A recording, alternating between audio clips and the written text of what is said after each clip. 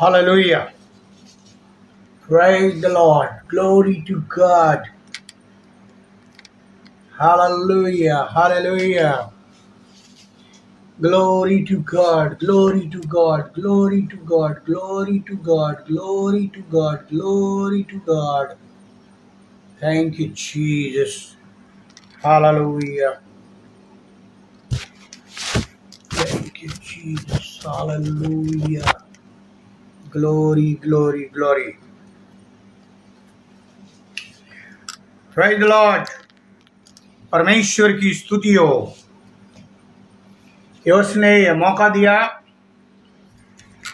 कि मैं आपके बीच में उपस्थित होकर महिमा करूं, परमेश्वर की और बड़ाई करूं। ये मेरा सौभाग्य है कि मैं प्रभु की नज़दीकता में बढ़ता जा रहा हूं, प्रभु के प्यार में बढ़ता जा रहा हूं। माफ़ी चाहूँगा कि मैं कल ऑनलाइन नहीं हो सका क्योंकि थोड़ा कन्फ्यूज़न था। आज ही मालूम चला कि मेरा हर सैटरडे फिक्स है 7 to 8, तो मैं आपको अब एवरी सैटरडे 7 to 8 ऑनलाइन मिलूंगा विदाउट फेल, यदि परमेश्वर मुझे जीवित रखता। आइए हम परमेश्वर की बड़ाई करते हुए प्रार्थना करें।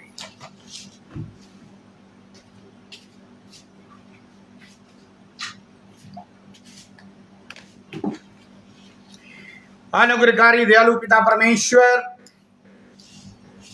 आपको हृदय से धन्यवाद देते हैं सुंदर समय के लिए, संगति के लिए जो आपने हम सबों को दिया है कि प्रभु जी हम तेरी महिमा करें, तेरा जलाल करें, तेरी प्रशंसा करें, क्योंकि आपने हम मनुष्यों को बनाया है कि हम तेरी महिमा करें और निरंतर करें। हम धन्यवाद देते हैं भाई अनुपम डेविड का, आगरा मसीह मंडली का, जिन्होंने ऑनलाइन प्लेटफॉर्म तैयार किया है कि अधिक से अधिक लोग प्रभु जी तुझ में आगे को बढ़े, तेरे वचन को सुने, वचन की गहराई को समझे और तुझे अपने हृदय से लगाए रखे। ये आपकी आज्ञा है कि तुम मेरी आज्ञाओं को अपने चित्त से लगाए रखो। धन्यवाद देते हैं आज के पवित्र दिन के लिए, जहां प्रभु जी आपने मौका दिया कि हम लोग अपनी अपनी कलीसियाओं में जाकर तेरी महिमा कर सकें। प्रभु जी आप हम सबों को आशीषित करें और जितनी देर हम लोग प्रभु जी तेरे वचन और आत्मा की अगुवाई में ठहरते हैं, वो समय प्रभु जी तेरी आत्मा हमारे बीच में मंडलाए और जो भी वचन मेरे मुख से निकलते हैं वो मेरे नहीं बल्कि प्रभु जी आपके हों। अपने वेदी के अंगारे से आप मेरे होठों को शुद्ध करिए ताकि प्रभु जी वो वचन लोगों के हृदयों में बैठ जाए और वो तेरी महिमा करें। इस विनती को सुनिए, ग्रहण करिए प्रभु यीशु ख्रीस्त के द्वारा, आमीन। प्रियो, जैसा आपने कैप्शन में टॉपिक पढ़ लिया होगा कि है लिखा है मैं जो हूं सो हूं। ये परमेश्वर का कथन है, परमेश्वर की वाणी है और परमेश्वर ने ये अपना नाम बताया। निकाल लीजिए निर्गमन की पुस्तक, उसका 3 अध्याय 1 से 14 पद और यूहन्ना रचित सुसमाचार उसका 8 अध्याय 21 से 30 पद। मैं आपके लिए पढ़ूंगा, आपके पास बाइबल है तो आप निकाल लीजिए, ध्यान से सुनिएगा। आज का वचन बहुत ही महत्वपूर्ण है। मूसा अपने ससुर यत्रो नाम मिद्यान के याजक की भेड़ बकरियों को चराता था और वो उन्हें जंगल की परली और होरेब नाम परमेश्वर के पर्वत के पास ले गया और परमेश्वर के दूत ने कटीली झाड़ी के बीच आग की लौ में उसका दर्शन दिया और उसने दृष्टि उठाकर देखा कि झाड़ी जल रही है पर भस्म नहीं होती तब मूसा ने सोचा कि मैं उधर फिर के उस बड़े अचंभे को देखूंगा कि वो झाड़ी क्यों नहीं जल जाती। जब यहोवा ने मूसा देखा कि मूसा देखने को मुड़ा चला आता है, तब परमेश्वर ने झाड़ी के बीच से उसको पुकारा, हे मूसा, हे मूसा। मूसा ने कहा, क्या आज्ञा? उसने कहा, इधर पास मत आ और अपने पांव से जूतियों को उतार दे, क्योंकि जिस स्थान पर तू खड़ा है वो पवित्र भूमि है। फिर उसने कहा, मैं तेरे पिता का परमेश्वर और इब्राहिम का परमेश्वर, इसहाक का परमेश्वर और याकूब का परमेश्वर। तब मूसा ने, जो परमेश्वर की ओर निहारने से डरता था, अपना मुंह ढांप लिया। फिर यहोवा ने कहा, मैंने अपनी प्रजा के लोग जो मिस्र में हैं उनके दुख को निश्चय देखा है, और उनकी जो चिल्लाहट परिश्रम करने वालों के कारण होती है उसको भी मैंने सुना है, और उनकी पीड़ा पर मैंने चित्त लगाया है। इसलिए अब मैं उतर आया हूं कि उन्हें मिस्रियों के वश में से छुड़ाऊं और उस देश से निकाल कर एक अच्छे और बड़े देश में, जिसमें दूध और मधु की धाराएं बहती हैं, अर्थात कनानी, हित्ती, एमोरी, परिज्जी, हिब्बी, यबूसी लोगों के स्थान में पहुंचाऊं। सो अब सुन, इस्राएलियों की चिल्लाहट मुझे सुनाई पड़ी है, और मिस्रियों का उन पर अंधेर करना भी मुझे दिखाई पड़ा है। इसलिए अब मैं तुझे फिरौन के पास भेजता हूं कि तू मेरी इस्राएली प्रजा को मिस्र से निकाल ले आए। तब मूसा ने परमेश्वर से कहा, मैं कौन हूं जो फिरौन के पास जाऊं और इस्राएलियों को मिस्र से निकाल लाऊं? उसने कहा, निश्चय मैं तेरे संग रहूंगा, और इस बात का कि तेरा परमेश्वर भेजने वाला मैं हूं, तेरे लिए ये चिन्ह होगा कि जब तू उन लोगों को मिस्र से निकाल चुके, तब तुम इसी पहाड़ पर परमेश्वर की उपासना करोगे। मूसा ने परमेश्वर से कहा, जब मैं इस्राएलियों के पास आकर उनसे कहूं कि मैं तुम्हारे पितरों के परमेश्वर ने मुझे तुम्हारे पास भेजा है, तब यदि वे मुझसे पूछे उसका नाम क्या है, तब मैं उसको क्या बताऊं? परमेश्वर ने मूसा से कहा, मैं जो हूं सो हूं। फिर उसने कहा, तू इस्राएलियों से ये कहना कि जिसका नाम मैं हूं है, उसी ने मुझे तुम्हारे पास भेजा है। यूहन्ना रचित सुसमाचार भी निकाल ले, ताकि हम इसको भी पढ़ लेंगे, तो बीच में पढ़ना नहीं पड़ेगा क्योंकि संदेश बहुत गहरा है, इसलिए निकाल लें। यूहन्ना 8:21 से 30 पद, वहां इस प्रकार लिखा है, फिर उसने कहा, मैं जाता हूं और तुम मुझे ढूंढोगे और अपने पाप से में मरोगे। जहां मैं जाता हूं वहां तुम नहीं आ सकते। इस पर यहूदियों ने कहा, क्या वो अपने आप को मार डालेगा जो कहता है कि जहां मैं जाता हूं वहां तुम नहीं आ सकते? उसने उनसे कहा, तुम नीचे के हो, मैं ऊपर का हूं। तुम संसार के हो, मैं संसार का नहीं। इसलिए मैंने तुमसे कहा कि तुम अपने पापों में मरोगे, क्योंकि यदि तुम विश्वास न करोगे कि मैं वही हूं तो अपने पापों से मैं मरोगे। उन्होंने उससे कहा, तू कौन है? यीशु ने उनसे कहा, वही हूं जो प्रारंभ से तुमसे कहता आया हूं कि तुम्हारे विषय में मुझे बहुत कुछ कहना और निर्णय करना, परंतु मेरा भेजने वाला सच्चा है, और जो मैंने उनसे सुना है वही जगत में कहता हूं। वे न समझ सके कि हमसे पिता के विषय में कहता है। तब यीशु ने उनसे कहा, जब तुम मनुष्य के पुत्र को ऊंचे पर चढ़ाओगे तो जानोगे कि मैं वही हूं, और अपने आप को कुछ नहीं करता, परंतु जैसे मेरे पिता ने मुझे सिखाया वैसे ही मैं बातें कहता हूं, और मेरे भेजने वाले मेरे साथ। उसने मुझे अकेला नहीं छोड़ा, क्योंकि मैं सर्वदा वही काम करता हूं जिससे वो प्रसन्न होता है। वो ये बातें कर ही रहा था कि बहुतेरों ने उस पर विश्वास किया। परमेश्वर अपने वचन पर आशीष दे। आज का विषय जैसे मैंने कैप्शन में डाला है, मैं जो हूं सो हूं, मैं हूं। निर्गमन की पुस्तक में यदि हम पढ़ें, जो अभी आपके सामने पढ़ी गई, तो आपको मालूम होगा कि निर्गमन के 3 अध्याय में वर्णन है कि जब मूसा अपने ससुर यत्रो की भेड़ बकरियां चरा रहा था, और वो कहां चरा रहा था? होरेब पर्वत पर। परमेश्वर के पर्वत के पास वह उनकी भेड़ बकरियां चरा रहा था, उसे ले गया था। तब एक कटीली जलती हुई झाड़ी की लपटों के बीच परमेश्वर के दूत का दर्शन हुआ। कितनी विचित्र बात! मूसा भेड़ बकरियां चरा रहा है।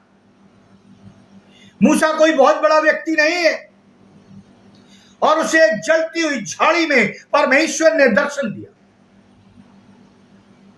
लपटों के बीच परमेश्वर के दूत का दर्शन हुआ।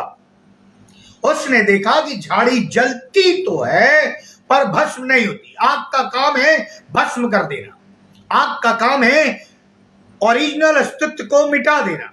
लेकिन वो देख रहा, लौ निकल रही है, आग लगी हुई है, लेकिन आग अपना काम नहीं कर रही, वो चीज भस्म नहीं हो रही।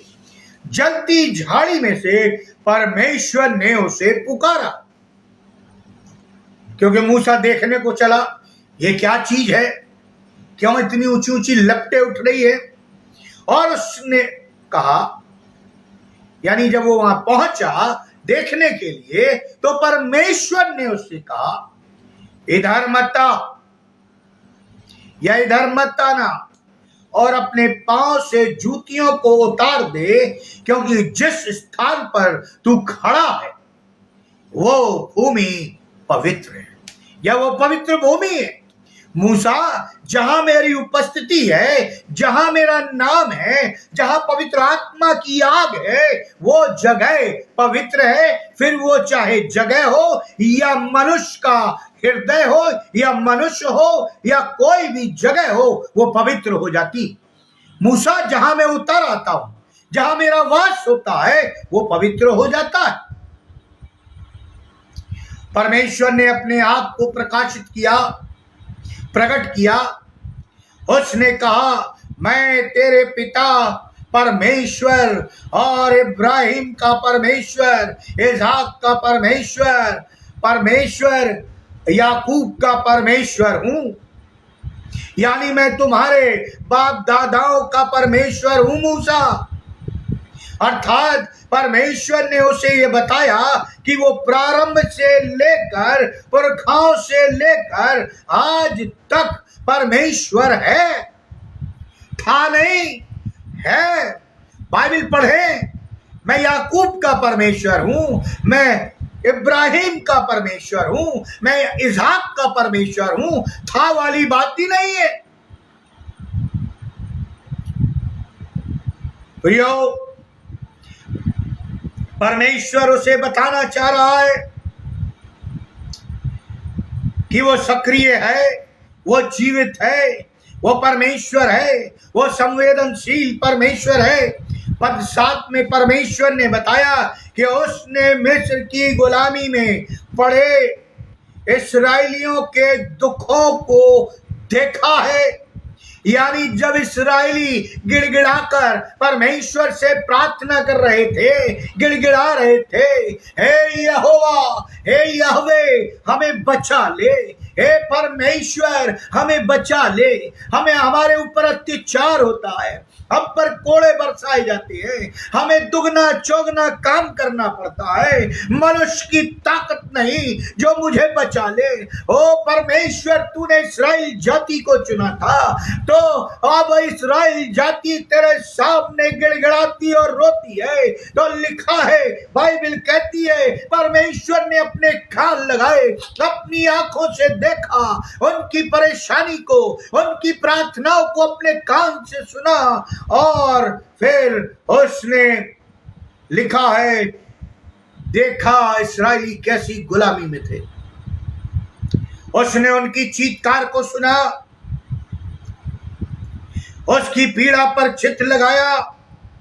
पद 8 में कहता है, इसलिए अब मैं उतर आया हूं कि उन्हें मिस्रियों के वश से छुड़ाऊं, मिस्रियों की गुलामी से छुड़ाऊं, मिस्रियों के हाथ से छुड़ाऊं, उनको मिस्र देश से वापस अपनी प्रॉमिस लैंड करान में ले आऊं। पद 9 में परमेश्वर के ये गुण स्पष्ट है। प्रियो, आज यदि हम परमेश्वर को स्मरण करते हैं और पवित्र आत्मा आता है, उतरता है, तो हमारा शरीर, हमारा मस्तिष्क, हमारी सोच, हमारा हृदय सब पवित्र हो जाते। हमारे कान, हमारी आंखें, हमारा मुंह, हमारे हाथ, हमारे पांव, सब परमेश्वर हमें पवित्र कर देता है। और इसलिए कहता है, जैसा मैं पवित्र हूं वैसा तुम भी पवित्र बनो। तब परमेश्वर ने मूसा से कहा, 10वें पद, मैं तुझे फिरौन के पास भेजता हूं कि तू मेरी इस्राएली प्रजा को मिस्र से निकाल ले आए। ये परमेश्वर ने मूसा को एक असाइनमेंट दिया, दर्शन दिया। दर्शन के साथ अपने उद्देश्य को, पर्पस को बताया कि झाड़ी जल रही है।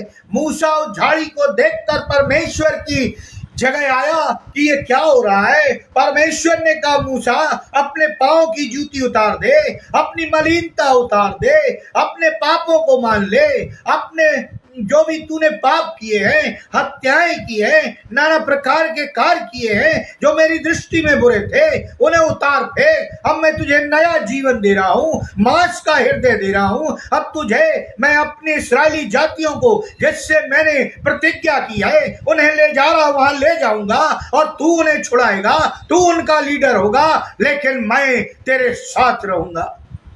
आज परमेश्वर ने हम मसीहों को, कलीसियाओं से ये वादा किया है कि मैं तुम्हें ले जाऊंगा, मैं जीवन के अंत तक तुम्हारे साथ रहूंगा, मैं अपने पिता के घर में तुम्हारे लिए निवास स्थान बनाने जाता हूं, और जब मैं आऊंगा तो तुम्हें अपने साथ ले जाऊंगा और तुम मेरे साथ निवास करोगे। इस्राएली शायद परमेश्वर के प्रॉमिस को भूल गए होंगे, लेकिन परमेश्वर जो प्रॉमिस करता है वो उसे पूरा करता है। इसलिए बाइबल का एक एक बिंदु, एक एक अक्षर, बाइबल कहती है, परमेश्वर ने कहा है, बगैर पूरा हुए ना टलेगा। चंद्रमा और सूरज तो टल जाएं, लेकिन मेरी बातें बगैर पूरे हुए ना टलेंगी। मूसा ने परमेश्वर से कहा कि जब मैं इस्राएलियों में जाकर कहूंगा, यानी जिस प्रजा को तूने चुना है जो गुलामी में है, कि मुझे तुम्हारे पुरखाओं के परमेश्वर ने तुम्हारे पास भेजा है, और तब यदि वो पूछे कि उस परमेश्वर का नाम क्या है, तब मैं उन्हें क्या बताऊंगा। कभी कभी परमेश्वर हमें और आपको भी दर्शन देता है, अपने उद्देश्य को बताता है, लेकिन हम अपने घमंड में, अपनी पद की लोलुपता में इतने अंधे हो जाते हैं कि हम परमेश्वर से पूछना भूल जाते हैं, क्या तू मेरे साथ रहेगा, तू अपनी सामर्थ मेरे पर प्रकट करेगा, क्या तू मुझे नहीं छोड़ेगा। लेकिन हम अपनी बुद्धि का, अपने पद का, अपने पैसों का और नाना प्रकार की डिग्रियों का प्रलोभन या घमंड में चूर हो जाते हैं और परमेश्वर से पूछना भूल जाते। दर्शन तो मिला, उद्देश्य भी मिला, लेकिन जब हम उस उद्देश्य को पूरा करने के लिए निकलते हैं तो हम परमेश्वर को घर पे ही छोड़ देते। लेकिन मूसा ने ऐसा नहीं किया। मूसा कहता है, मैं तेरा नाम क्या बताऊंगा। मैं आपसे पूछना चाहता हूं, क्या आप परमेश्वर का नाम जानते हैं। बाइबल में कई नाम दिए गए हैं, सिचुएशन के आधार पर दिए गए हैं, लेकिन मूसा ने यहां स्पष्ट पूछ लिया, हे परमेश्वर तू मुझे बता। कि वो पूछेंगे तुझे किस परमेश्वर ने भेजा है, तो मैं क्या नाम बताऊंगा, क्योंकि मुझे ही नाम नहीं मालूम। जो मुझे भेज रहा है उसकी सामर्थ तो मालूम है, उसके कार्य तो मालूम है, उसका लक्ष्य तो मालूम है, लेकिन मैं उसका नाम नहीं जानता। तब परमेश्वर ने मूसा से कहा, उनसे कहना मैं जो हूं सो हूं। फिर उसने कहा, तू इस्राएलियों से ये कहना कि जिसका नाम मैं हूं है, उसी ने मुझे तुम्हारे पास भेजा। प्रियो, प्रभु यीशु मसीह, बाइबल में सुसमाचार में घटना है, जब उसे यरूशलेम जाना था तो उसने अपने चेलों से कहा, जाओ उस मालिक से कहना तुम्हारे प्रभु को एक गधी का प्रयोजन है। मालिक ने कोई क्वेश्चन नहीं किया। चेले भी डरते और डपाते सोचते हुए जा रहे होंगे, कैसा आदमी है ये, कैसा प्रभु है ये। वो बता दिया, जाओ और ले आना, मेरा नाम बता देना। मालूम नहीं उनके दिमाग में कितने क्वेश्चन घूम रहे होंगे। वो हमें जानते भी हैं कि नहीं, प्रभु को पहचानते हैं कि नहीं, हमें भेज दिया है और मालूम नहीं वो क्या करेंगे। कई बार ऐसे हमारे दिमागों में शैतान प्रश्न डाल देता है, जब प्रभु कहता जाओ मैं तुम्हें भेज रहा हूं, लेकिन हम अपनी बुद्धि का जब प्रयोग करते हैं तो हम परमेश्वर के लक्ष्य को पाने में निष्फल हो जाते। लेकिन उन्होंने भी जब कहा, स्वामी ने कोई प्रश्न नहीं किया, उसने गधी का बच्चा खोल दिया और आप जानते हैं क्या हुआ। जहां जहां प्रभु आपको ले जाना चाहता है, जहां सेवकाई कराना चाहता है, जहां चंगाई दिलवाना चाहता है, जहां आत्माओं को बचाना चाहता है, जहां जो भी करवाना चाहता है, उसका उद्देश्य स्पष्ट है, उसकी सामर्थ अथाह है। हमें इफ और बट की जरूरत नहीं। परमेश्वर का वर्णन करने के लिए उसे बहुत से नाम दिए गए हैं। ये नाम मानव ने लड़खड़ाते, जो मानव है या हम और आप हैं, हमारे लड़खड़ाते प्रयास है कि असीम, अथाह, अपरंपार आनंद को सीमित नाम द्वारा वर्णित किया जा सके। किंतु परमेश्वर ने स्वयं को ऐसे नाम की सीमाओं में बांधने से इनकार कर दिया और कहा, मैं जो हूं सो हूं। मुझे नाम देना ही है तो मुझे मैं हूं का नाम दे दो मूसा। आज हर एक व्यक्ति अपने नाम से पहचाना जाता है, लेकिन परमेश्वर का नाम क्या है? शायद मैं ये सोचता हूं, इसलिए गैर मसीह, अन्य जाति ये कहते हैं हर एक रास्ता एक ही मंजिल को पहुंचता है, हर एक नदियां एक ही समुद्र में गिरती हैं। सबके रास्ते अलग अलग है, लेकिन पहुंचना एक ही जगह है। यह संभव नहीं है। यदि हम एक ही जगह से चले, किसी को दिल्ली, किसी को बॉम्बे, किसी को कलकत्ता जाना है, तो उनके रूट भी अलग होंगे, उनकी गाड़ियां भी अलग होंगी, उनके डेस्टिनेशन भी अलग है। फिर ये कैसे हो सकता? ये हम अपने मन को, दिल को बहलाने वाली बात करते हैं। मैं हूं तब भी हूं जब इब्राहिम था, तब भी हूं जब इसाक था, तब भी हूं जब याकूब था। अस्तित्व की एक निरंतरता है। यह दर्शाता है कि अस्तित्व आदि में भी है और अंत में भी है, और इसलिए अल्फा और ओमेगा मैं हूं, अंत, प्रारंभ और अंत मैं हूं, ऐसा बाइबल में लिखा हुआ है। इसके पूर्व कि इस परमेश्वर द्वारा स्वयं को दिए गए नाम की और अधिक विस्तृतता में विचार करें, ये बात ध्यान देने योग्य है। प्रभु यीशु मसीह ने भी मैं हूं होने का दावा किया था। बाइबल में स्पष्ट यूहन्ना 8:24 में वो कहते, पढ़ लीजिए, यदि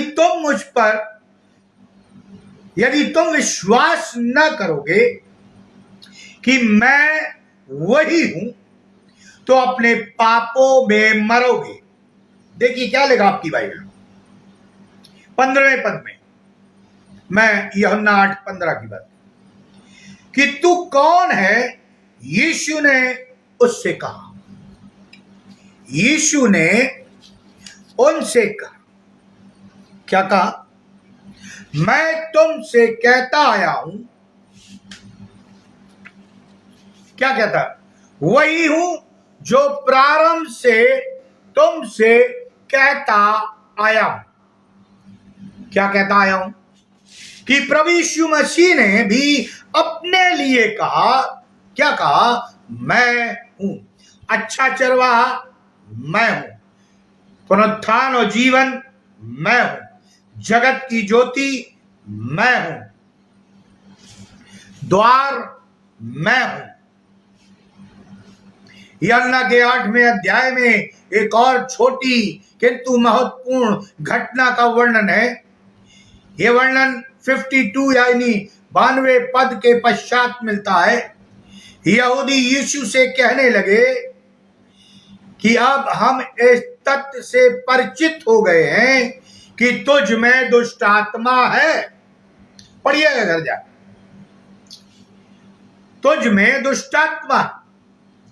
अब मैं आपसे पूछना चाहता हूं, आप कैसे पहचानते हैं कि फलाने प्रभु के दास में पवित्र आत्मा है या दुष्ट आत्मा? कभी समय मिला तो मैं बताऊंगा आपको दुष्ट आत्माओं के कारण। दुष्ट आत्मा क्या है, क्या कार्य करती, लेकिन मैं बता रहा हूं आप कैसे पहचानो।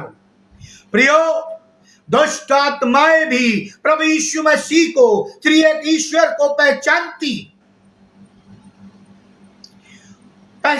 है।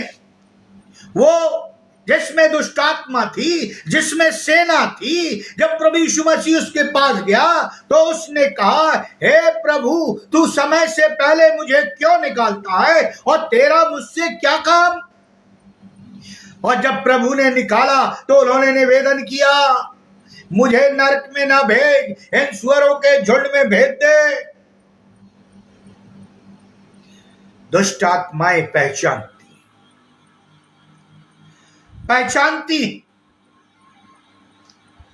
तू कहता है कि यदि कोई मेरे वचन पर चलेगा तो अनंत काल तक मृत्यु का स्वाद न चखेगा।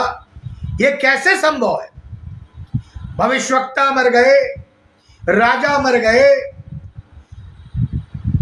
कई लोग मर गए, हमारा पिता इब्राहिम भी मर गया। क्या तू इब्राहिम से भी बड़ा?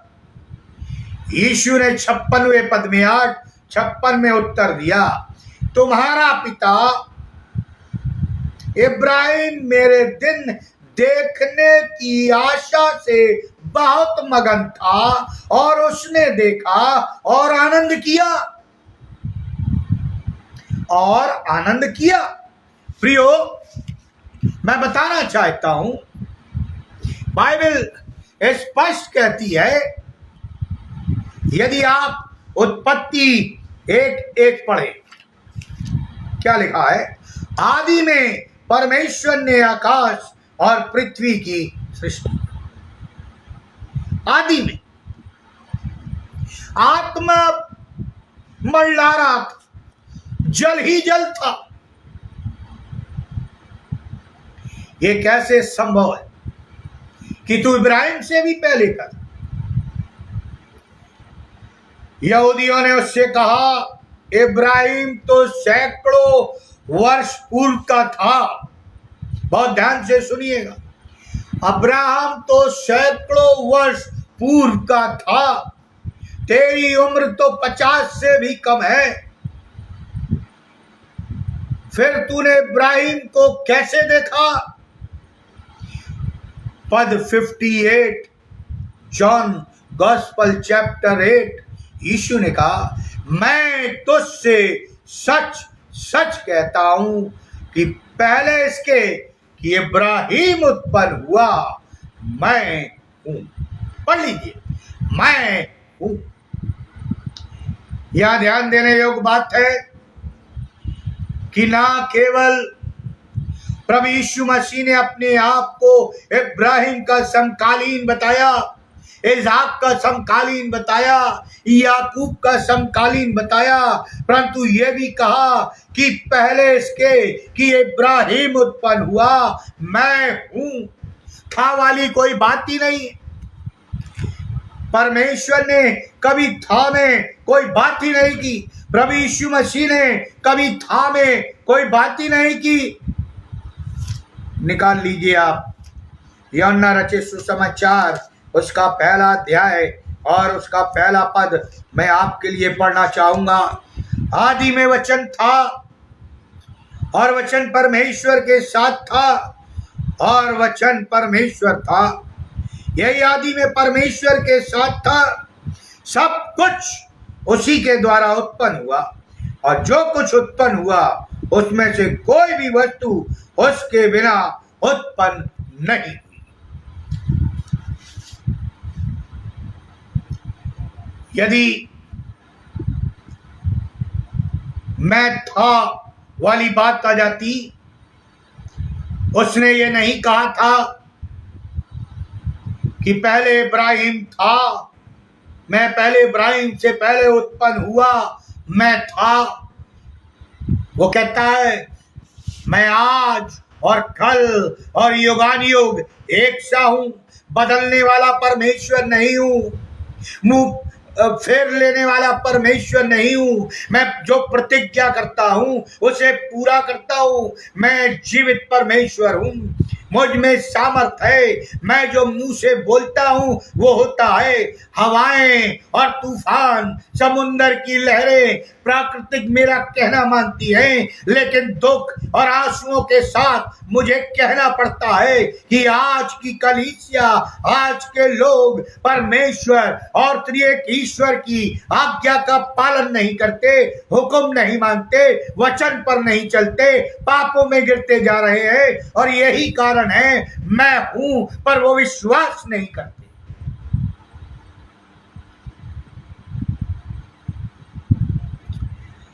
यदि वो ऐसा कहता तो मात्र ये अर्थ निकलता, मैं था की बात कर रहा हूं कि इतिहास के काल में यीशु इब्राहिम से पूर्व था, किंतु ये कहना कि कई हजार वर्ष पूर्व मैं हूं। यीशु की सत्ता, निरंतरता, अनंतता, शाश्वतता की ओर इंगित करता। ओमनीपोटेंट, ओमनीसेंस, इटर्नल, उसकी दिव्यता भी प्रकट होती। स्मरण आता है भजन संहिता उसका 90 अध्याय 2 पद में लिखा है, मैं पढ़ूंगा। इससे पहले कि पहाड़ उत्पन्न हुए वह तूने पृथ्वी और जगत की रचना की, वरन अनादि काल से अनंत काल तक तू ही ईश्वर है। और स्मरण आता है यूहन्ना 1:14 क्या कहता है?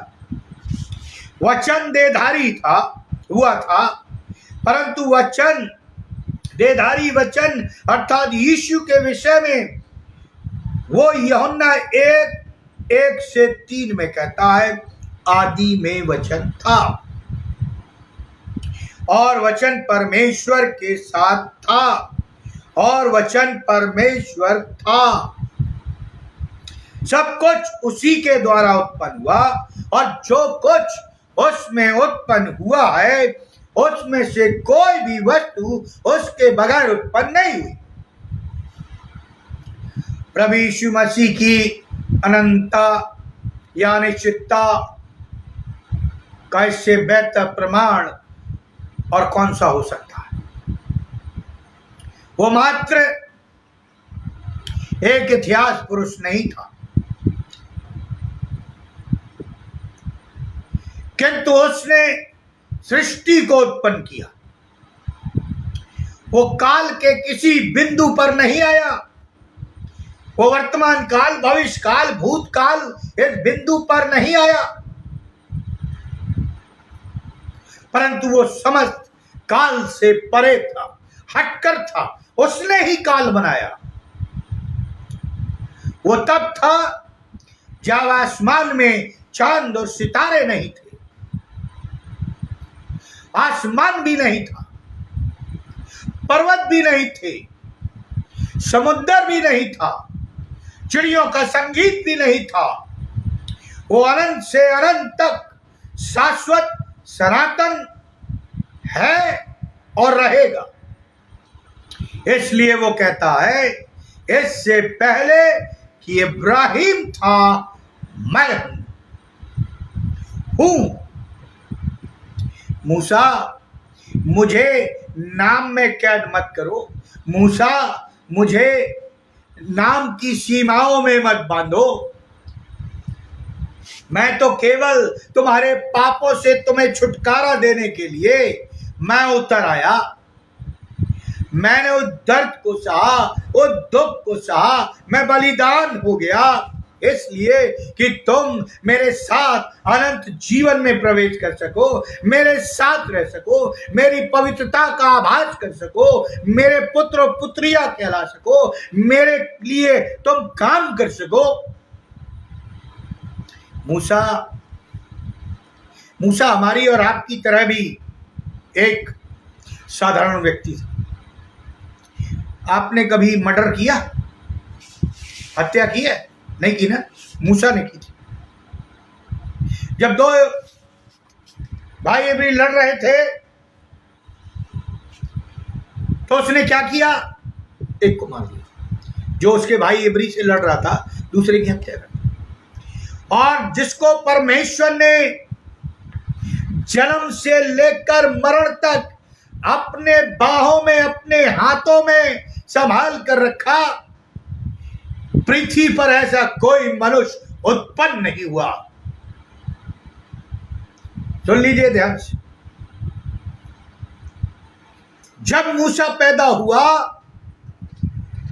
तो फिरौन ने 2 साल के बच्चों को मरवा दिया। फिरौन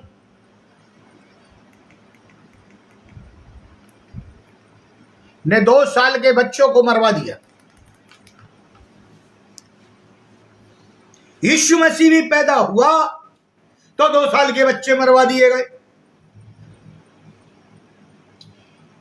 मूसा का लालन पालन राजमहल में हुआ। फिरौन की बेटी, क्या परमेश्वर ने उसका इंतजाम किया और वो फिरौन का अधिकार रखता था, लेकिन खून तो उसका इब्रियों का था। परमेश्वर ने उसे दर्शन दिया, परमेश्वर उसे सिखा रहा था कि मैंने तुझे पानी से निकाला, राजमहल में बिठाया, अब मैं तुझे जंगल में दर दर भटका रहा हूं ताकि सोने की तरह तुझे ता सकूं और तू चोखा निकले, तुझमें कोई कमी ना हो, ताकि जब तू मेरे लिए कार्य करने जाए, मेरे लोगों को बचाने जाए, मेरे लक्ष्य को पूरा करने जाए, तो तू घबराना नहीं, निराश ना होना, हताश ना होना। मैं तेरे साथ हूं, तुझे करना है, निकाल के लाना है। आज परमेश्वर हमें भी भेज रहा है हमारी कलीसियाओं में, बीमारों के पास, लोगों के पास सुसमाचार सुनाने, परमेश्वर के उद्देश्य को पूरा करने। लेकिन हम क्या कर रहे? परमेश्वर मूसा के साथ बचपन से, और जब परमेश्वर ने उसको अपने साथ लिया, इस्राएलियों को छुड़ा लाया और नाना प्रकार के आश्चर्य कर्म किए, और जब वो ले गया, लेकिन परमेश्वर मूसा से नाराज हो गया। एक छोटी गलती, शायद हम छोटा सा झूठ बोलते, हम छोटी सी चोरी करते, हम छोटे छोटे पाप करते, हम सोचते हैं ए परमेश्वर इसे नकार देगा, लेकिन ऐसी बात नहीं। ऐसा पाप जो परमेश्वर की दृष्टि में, चाहे वो छोटा हो या बड़ा हो, परमेश्वर दंड देगा, हमारा और आपका न्याय होगा। इसलिए कहता, मैं जो हूं सो हूं। मूसा, मेरे को मेरे नाम में मत बांधो, क्योंकि मेरा नाम विशाल है, मेरी सामत विशाल है, अनंत है। और जब मूसा मरा तो परमेश्वर ने 120 मील की दूरी पर से उसको कनान दिखा दिया। कितनी तेज आंखें रही होंगी मूसा, परमेश्वर ने कितनी ज्योति उसकी आंख में दी होगी। और जब मूसा मरा तो लिखा है शैतान इब्लीस वहां पर उपस्थित हो गया और वो आ गया, बोला ये तो पापी है, इसने पाप किया है, परमेश्वर के विरोध में पाप किया है, इसकी लौट को मैं ले जाऊंगा। लेकिन प्रियो, मिखाएल और जिब्राइल जब वहां पर आए और वो शैतान से लड़ने लगे, इब्लीस से लड़ने लगे, उतनी ही देर में परमेश्वर ने मूसा को ओरेब की तराई में मिट्टी दे दी। मूसा कितना धन्य था, मैं सोचता हूं, पीठ का दर्शन पाता है परमेश्वर। आज तक किसी मनुष्य ने परमेश्वर का दर्शन नहीं किया इस शरीर के रूप में, लेकिन मूसा ऐसा व्यक्ति था, परमेश्वर से अड़ गया, परमेश्वर मुझे तुझे देखना है, तू कैसा दिखता है, तू कैसा है, कितना लंबा है, कितना चौड़ा है, तेरा फिगर क्या है। लेकिन परमेश्वर उससे अटूट प्रेम करता। उसने कहा मूसा तू मेरे मुख का दर्शन नहीं कर सकता, नहीं तो मर जाएगा, मैं तुझे अपनी पीठ का दर्शन दूंगा। और लिखा जब परमेश्वर वहां से निकला, भूडोल हुए, चट्टाने तड़की, बादल, बिजलियां तड़की और बादल और धुआं सा उठा। और जब परमेश्वर वहां से निकला तो मूसा ने पीठ का दर्शन। आज हमसे और आपसे कोई कहे, आमंत्रित करे, मैं तुमसे मिलना चाहता हूं, मैं देखना चाहता हूं, आप कौन हैं, आपका नाम क्या है, और आप मुझसे मिलने आए और मैं कहूं मैं अपना मुंह ना दिखाऊंगा तो मैं पीठ दिखाऊंगा, लोग हमें धिक्कारेंगे, बदतमीज कहेंगे, नाना प्रकार के टाइटल दे देंगे। लेकिन मूसा, अगर तू मेरे मुख का दर्शन करेगा तो इस शारीरिक रूप में तू मर जाएगा, जल जाएगा। मनुष्य जन्म से ही पापी है, परमेश्वर ने उसका इंतजाम किया है कि वो पवित्र हो जाए, इसलिए अपने प्रिय पुत्र को भेजा है ताकि वो उसके लहू से नहाए और पवित्र हो जाए और परमेश्वर की वही पवित्रता में संगति करे जो परमेश्वर अदन की वाटिका में आदम और हवा से किया करता था, अब वो हमारे और आपसे अनंत जीवन में करना चाहता है। मूसा, मैं जो हूं सो। इतने बड़े सत्य को इंसान झेल नहीं सकता, मैं हूं, स्वीकार नहीं कर सकता। अपनी सीमितता में इंसान का सीम के साथ इस अस्तित्व का संभव ही नहीं है जब तक अपनी सीमाओं को तोड़ने का अनुग्रह इंसान को न मिले। हम लोग प्रार्थना है परमेश्वर हमारी आत्मिक आंखें खोल दे, आत्मिक कान खोल दे। बाइबल में लिखा है जिसके कान हो वो सुन ले। कहते ना, आंखों का देखा कान का सुना भी गलत हो जाता है।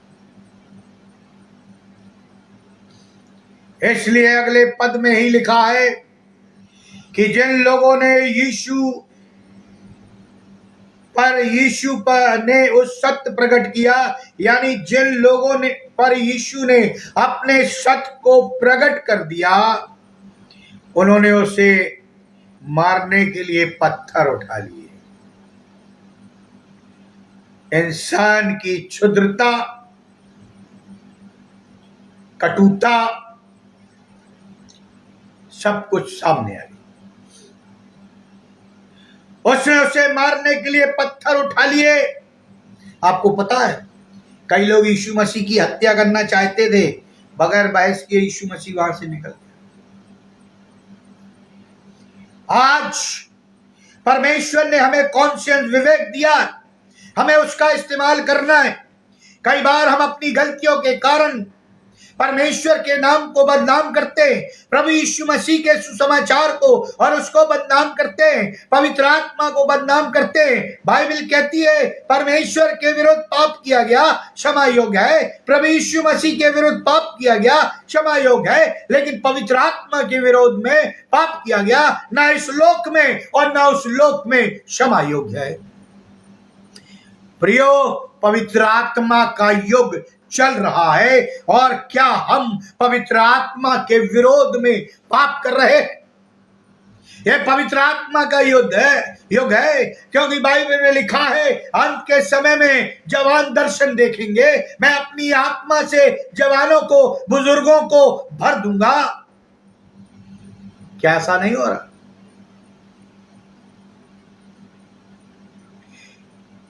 हंसने जैसी बात है, रोने जैसी बात है कि वो असीम और अनंत पर पत्थर चला रहे।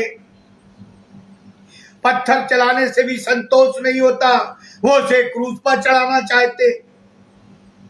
पर क्या कभी अनंत को, शाश्वत को कीलों से ठोक कर मारा जा सकता? इसी गुलगुता में और क्रूस पर चढ़ा दिया। इंसान गलत फहमी में था। कई बार हम गलत फहमियों का शिकार होते, हम ऐसा कर लेंगे तो ऐसा हो जाएगा। वहां पर भी इंसान, अधिकारी, राजा, महाराजा, याजक, लेवी, धर्म के ठेकेदार, सदुकी, फरीसी सब प्रभु यीशु मसीह के विरोध में थे और वो गलत फहमी में थे कि अगर ये मर जाएगा, इसकी मृत्यु हो जाएगी तो सब कुछ खत्म हो जाएगा।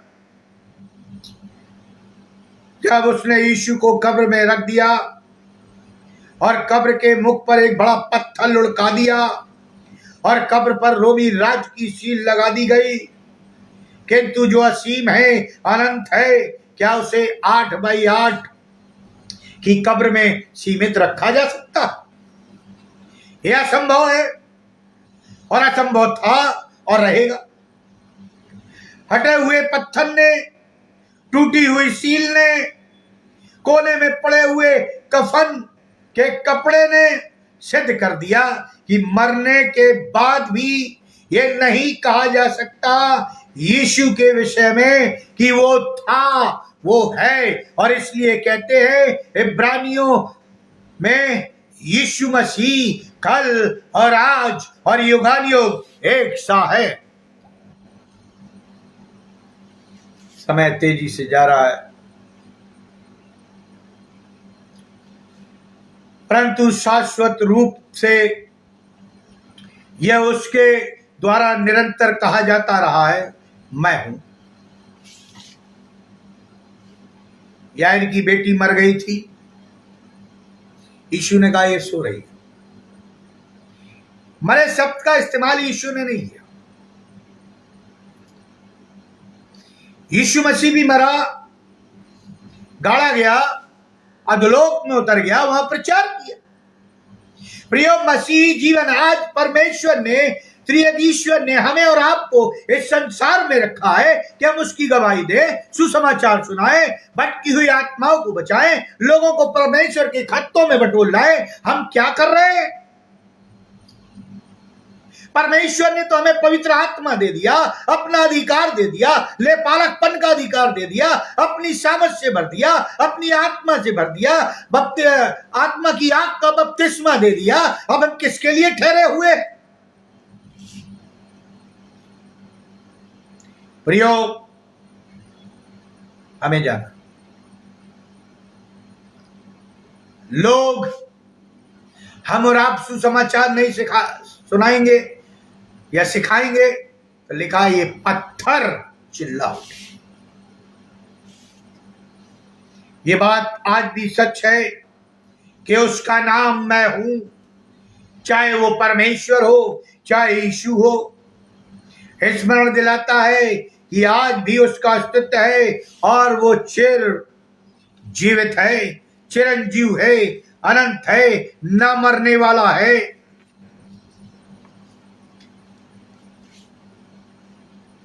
इसलिए उसका नाम आदर और इज्जत से लेना।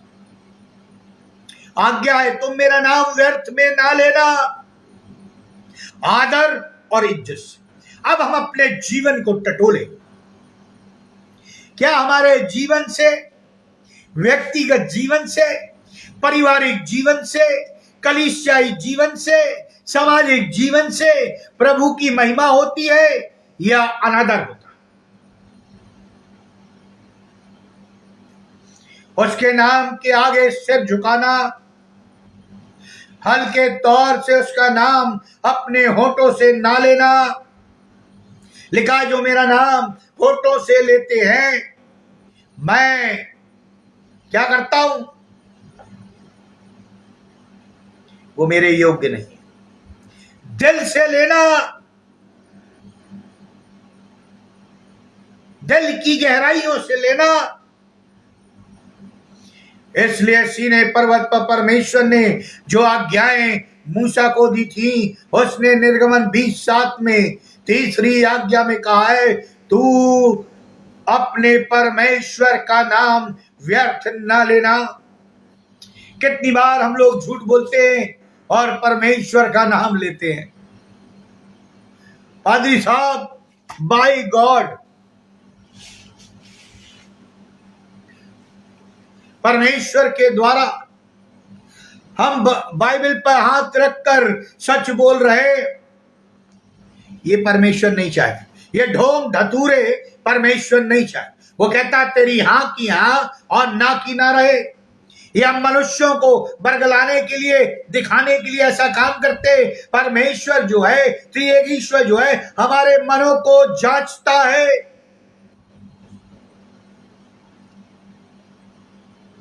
क्योंकि जो यहोवा का नाम व्यर्थ ले, वो उसको निर्दोष न ठहराएगा।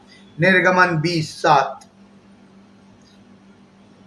ऐसा जीवन जिए जैसे अनंत के लिए जी रहे हैं।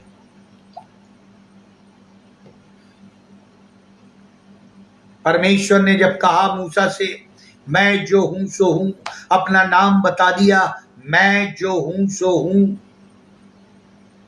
मूसा दोबारा बोल नहीं पाया। वो गया,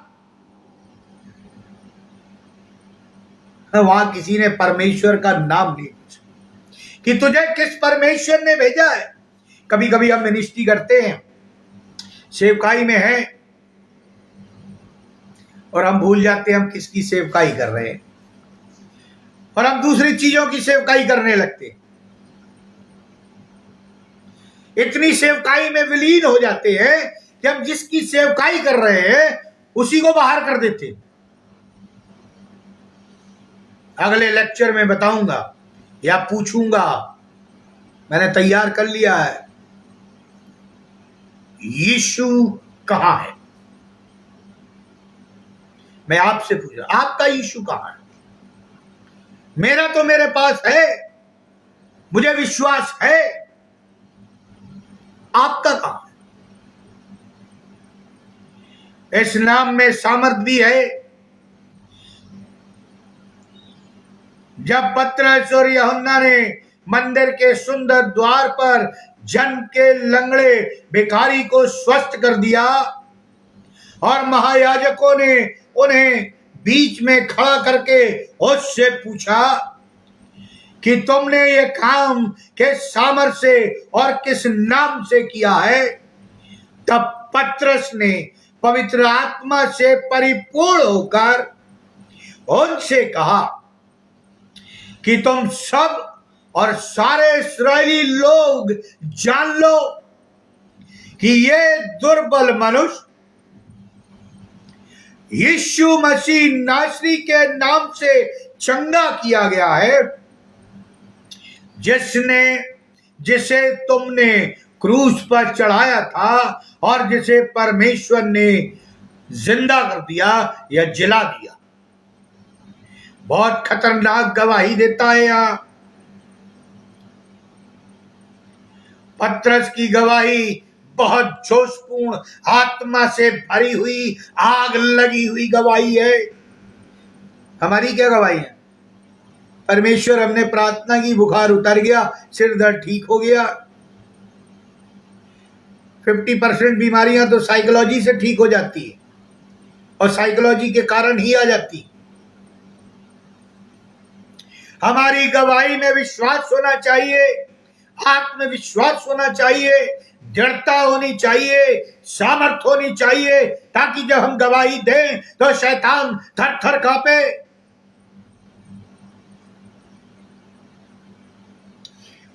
पतरस का अर्थ था कि उसे सीमित मानो जानकर उसे तुमने मार डाला, परंतु जो अनंत है उसके लिए ये लाजमी था कि वो अपरिहार हो जाए, वो जी उठे। प्रेरितों के काम उसका 2 अध्याय 24 पद मैं आपके लिए पढ़ना चाहूंगा। पतरस कहता है कि उसे परमेश्वर ने मृत्यु के बंधनों से छुड़ाकर जिलाया, क्योंकि यह अनहोना था कि वो उसके अर्थात मृत्यु के वश में रहता। अनहोना था, मृत्यु का वश नहीं चलता। मृत्यु आई आदम और हवा के पाप करने से, अनंत जीवन आया परमेश्वर के पुत्र की मृत्यु से या बलिदान से। और मैं अपने कंक्लूजन में कहना चाहता हूं, मैं हूं यानी परमेश्वर कह रहा है, यीशु कह रहा है। हम लोग बार बार कहते ना, अरे मैं हूं ना तुम्हारे साथ, अरे मैं ऐसा कर दूंगा। ये मैं परमेश्वर के लिए इस्तेमाल किया गया है। हर एक मसीही मैं शब्द बोलना छोड़ दे अपने लिए, नहीं तो ये परमेश्वर के नाम की तौहीन है और लिखा है वो तुम्हें दंड देगा। हम ये भी तो कह सकते हैं परमेश्वर हमारे साथ है, इसलिए मैं उसकी सामर्थ में कर सकता हूं। न केवल वो नाम पवित्र है, न केवल वो नाम सामर्थी है या सामर्थ से परिपूर्ण है, परंतु ये वो नाम है जो दर्शाता है कि यीशु ही ईश्वर है, यीशु ही परमेश्वर है।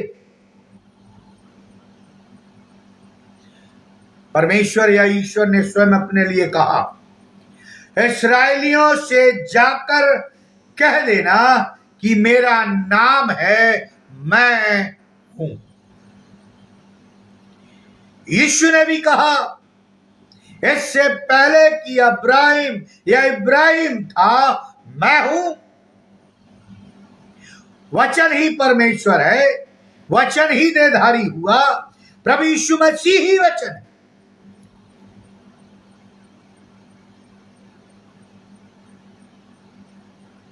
इसलिए प्रभु यीशु ने कहा, मैं और पिता एक। जिसने मुझे देखा उसने पिता को भी देखा। प्रियो, परमेश्वर की जो सेवा कर रहे, मैं उन्हें आज कहना चाहता, हम उसको हल्के में ना ले,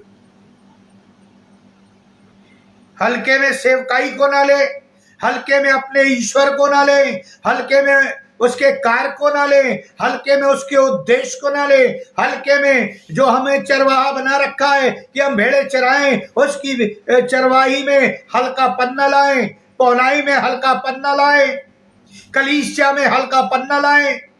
ये विरोध, ये लड़ाई, ये झगड़े, ये परमेश्वर का काम नहीं है। बिली ग्राहम अपने प्रचार में कहते हैं, जो चीजें कलीसिया में पाई जानी थी वो बाहर मिलती है, और जो बाहर होनी चाहिए वो कलीसिया में मिलती है। प्रेम कलीसिया में नहीं मिलता, क्षमा कलीसिया के लोग नहीं करते, दया, सहायता ये नहीं करते, प्रचार का काम ये नहीं करते। क्या करते? लड़ाई झगड़े, पद की लोलुपता, पैसों के लिए लड़ाई, पद के लिए लड़ाई। प्रियो, मुझे अलेक्जेंडर सिकंदर या ग्रेट महान सिकंदर का एक कथन याद आता है, जब मैं मर जाऊं तो मेरे दोनों हाथ कफन बॉक्स के बाहर रख देना और मेरी कब्र पर लिख देना, मैं खाली हाथ आया था और खाली आ। मनुष्य जब पैदा होता है, बच्चा जब पैदा होता है तो वो कुछ लेकर नहीं आता, लेकिन आप जब भी देखिए उसकी मुट्ठियां बंद रहती, यानी परमेश्वर उसे अपने गुणों से लबालब भर देता है। लेकिन जब हम संसार की लोलुपता में और शैतान के जाल फंदों में और संसार की चकाचौंध में फंस जाते हैं तो हमारे आत्मिक दान, वरदान और हमारा लक्ष्य शैतान हमें उससे दूर कर देता है। प्रियो, मैं आपको बताना चाहता हूं, मैं बहुत समर्थ, वो आपको चंगा कर सकता है, वो दुष्ट आत्माओं को निकाल सकता है, वो आपके हर कार्य को पूरा कर सकता है। वही तो परमेश्वर है। मैं हूं, जो हूं सो हूं। आज हम और आप क्या है? मिट्टी है। परमेश्वर ने हमें और आपको मिट्टी से बनाया और मिट्टी में मिल जाएंगे जब तक उसकी आत्मा इसमें है। हमारी और आपकी कदर है, और जैसे ही आत्मा निकलती है, गवर्नमेंट भी इजाजत नहीं देती कि 72 घंटे से ज्यादा हम डेड बॉडी अपने घर में रख लें। और हमारे प्रिय लोग जो हमसे बहुत प्यार करते हैं, जताते हैं, सेंटीमेंट्स रखते हैं, कुछ समय के लिए रोते और हमें दफना आते, गाड़े आते, उनका मोह खत्म हो जाता है, क्योंकि जैसे ही परमेश्वर की आत्मा निकली, हम नगण्य है, तुच्छ है, मिट्टी है, हमारे अंदर कोई भी योग्यता है। इसलिए मरने से पहले हमें और आपको डिसीजन लेना है कि हम किस परमेश्वर की सेवा करेंगे, मैं हूं की या शैतान की। मैं हूं जो घमंड से भरा हुआ है।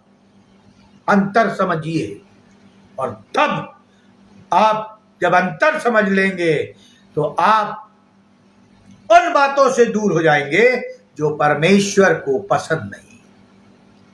तब आप लोगों को क्षमा करेंगे, उनसे प्यार करेंगे, उनकी सहायता करेंगे, उनके साथ उठेंगे, बैठेंगे, प्रार्थना करेंगे, उपवास और प्रार्थना करेंगे, कलीसिया की संगति करेंगे, घर घर प्रयाव मीटिंग में जाएंगे और पूरे परमेश्वर को शिद्दत से, आदर और सम्मान के साथ उसकी महिमा करेंगे। अन्यथा सब कुछ व्यर्थ है, ये दिखावा है। आइए हम प्रार्थना करें। अनंतकारी परमेश्वर, एक बार फिर से हम तेरे चरणों के पास आते, आपको धन्यवाद देते हैं प्रभु जी कि आपने ये मौका दिया कि हम तेरी महिमा करें, तेरा जलाल करें, तेरी प्रशंसा करें, क्योंकि तू महान है। मैं हूं, तेरा नाम अनंत है, तेरा नाम पवित्र है। हम इस योग नहीं कि अशुद्ध होंठों से तेरे पवित्र पवित्र पवित्र नाम को ले सके, लेकिन तूने अपने लहू के द्वारा हमें शुद्ध और पवित्र किया है। तभी हम इस योग्य ठहरे कि हम तेरे वचन को पढ़े, जो जीवित वचन है, तेरे पवित्र नाम को ले।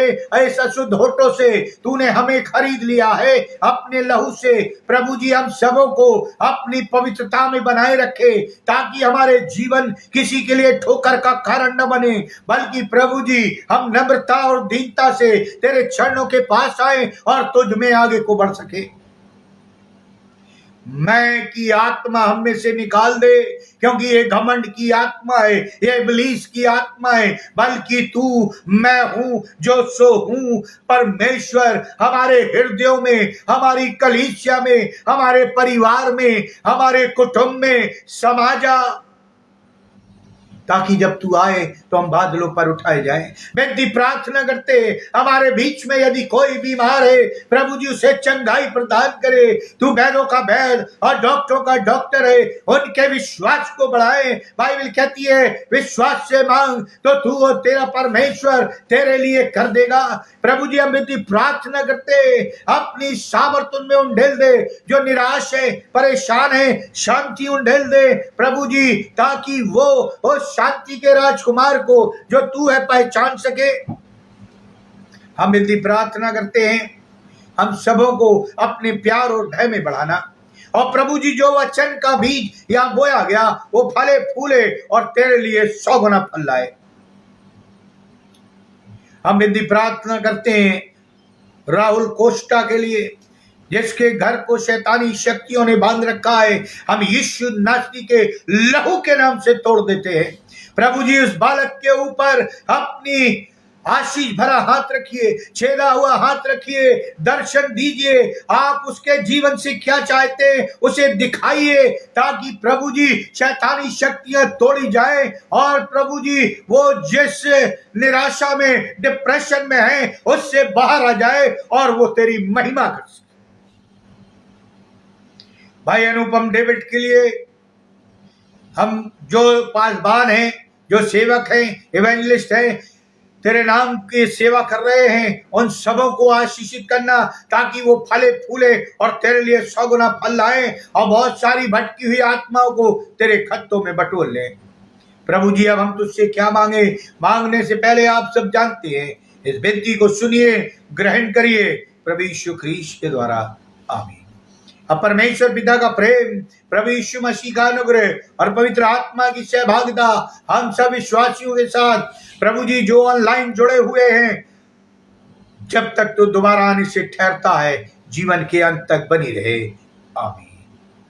यदि आप प्रार्थना करवाना चाहते हैं, कैप्शन में व्हाट्सएप नंबर दे रखा है, आप उसमें अपनी प्रेयर रिक्वेस्ट भेज सकते हैं ताकि हम आपके लिए उपवास और प्रार्थना करें और विश्वास करें परमेश्वर प्रार्थना का उत्तर देता है, आमीन।